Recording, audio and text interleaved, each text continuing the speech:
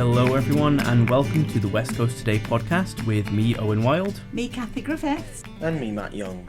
We're here to bring you the headlines from the best stories appearing in Thursday's Lochaber Times and Oban Times, and of course on our one-stop shop website, www.westcoasttoday.co.uk. We love hearing your stories, so why not drop us an email at editor@obantimes.co.uk or editor@lochabertimes.co.uk, or get in touch through our socials. You can also give us a call on 01631 568 000. Well, first up today, we have some news from Kathy from the world of bodybuilding. And it's not me. However, I have been catching up with Oban's incredible Joan Felgate, who has been flexing her muscles on stage at Arnold Schwarzenegger's huge expo event down in Birmingham, wearing nothing but a teeny weeny glittery bikini, angel wings and 4.5-inch Perspex heels.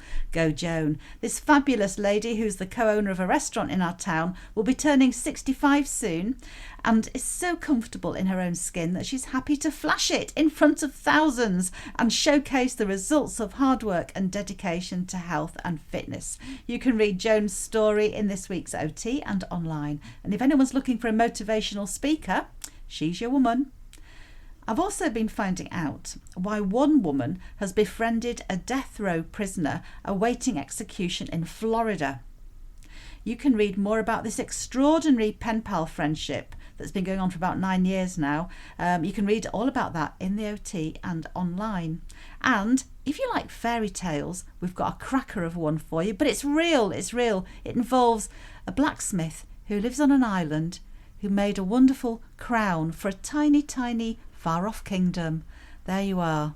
Over to you again, Owen. Well, I'd like a crown. That would be pretty nice. King Owen. Hail King Owen. Hail King Owen. I don't think I'll ever get that. Right. Well, Matt, what have you been up to this week? Thank you, Owen. A Fort William woman has launched a petition to return home after spending 6 months in a care facility more than 70 miles from her family. Iona Grant, who has cerebral palsy, says she's running out of options after her care package collapsed last November. Care providers now insist she needs 2 carers following minor surgery, despite managing with 1. You can see Iona's petition and catch up with all of that online and in this week's Lochaber Times.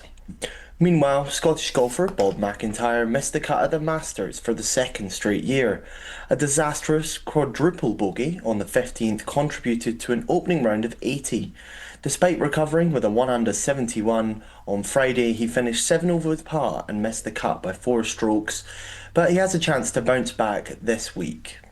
And finally, a coin hoard linked to the MacDonald chief murdered during the infamous massacre of Glencoe will be going on display at Glencoe Folk Museum. The artefacts were in a ceramic pot which had been placed beneath the fireplace in the remains of a summer house traditionally associated with the clan's 12th chief. Back to you, Owen. Thank you, Matt. Well, Iona's situation is just truly awful, and hopefully that petition gets some more traction soon. Well, from me this week, a years-long dispute over the use of Craignere Pier's southern berth has finally been solved, after Joe Reid from the Mull and Iona Ferry Committee decided that if the council won't do it right, he'll just do it himself. In 1 week, he brokered a deal to see Hebridean Isles cruisers dock their ships at Salon Pier overnight when Calmac needed the southern berth in an emergency. And it was the 25th anniversary of Oban Mountain Rescue Team last weekend. Find out just how much things have changed in the last quarter century by reading this week's OT. Moving up north to Lochaber, the Co-op has apologised after one of its vans blocked Mallaig's only publicly available electric vehicle charger for almost 3 weeks.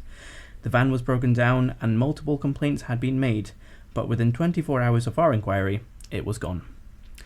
And on the front page of the Lochaber Times this week, I spoke to Charlie Troman, who's currently on the other side of the planet as part of a fundraiser for Ewan's Room. Charlie has cycled, yes, on a bike with pedals, cycled over 20,000 kilometres at this point as part of his journey, traversing all of Eurasia and now Australia.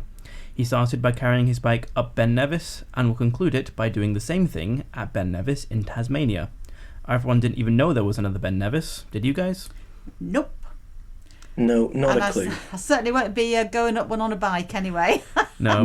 Me neither. Well, there's actually multiple Ben Nevises. There's another one in New Zealand and there's another one in Norway. But to support Charlie on his final leg of the trip, you can find a link to his fundraiser in the LT or online at West Coast Today from tomorrow. Well, folks, that's all we have time for this week. Remember to subscribe to West Coast Today and pick up a copy of the papers tomorrow. And your reminder that this podcast is now available on Apple, Spotify, or anywhere else you usually get your podcasts. Just search for the West Coast Today podcast in the service of your choice. Many thanks for listening, and it's bye from me, Owen Wild. Bye from me, Kathy Griffiths. And bye from me, Matt Young. Bye. Bye. Bye.